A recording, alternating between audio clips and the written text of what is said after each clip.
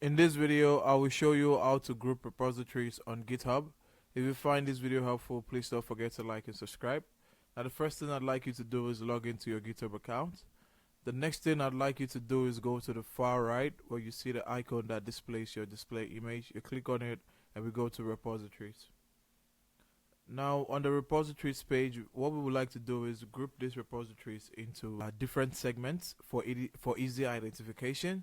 But it's quite a challenge because GitHub does not have an inbuilt folder system for organizing repositories in the same way a file system does, and instead it has several alternative methods that are used to group and organize repositories.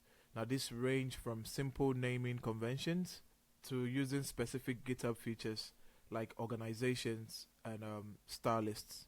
So what you can do is you can go to your organization down here and you can click on the organization. Now you can find all repositories that are under that organization. This is a nice way to group repositories under an organization. Or you can go back and you can go to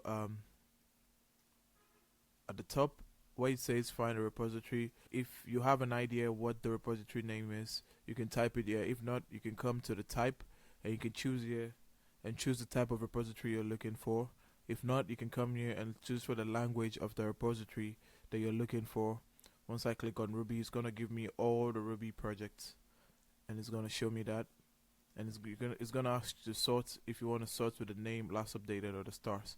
Now, GitHub is also experimenting with the stars page, which is here, and in the future they're going to roll out a more comprehensive method that's going to help people sort out their repositories.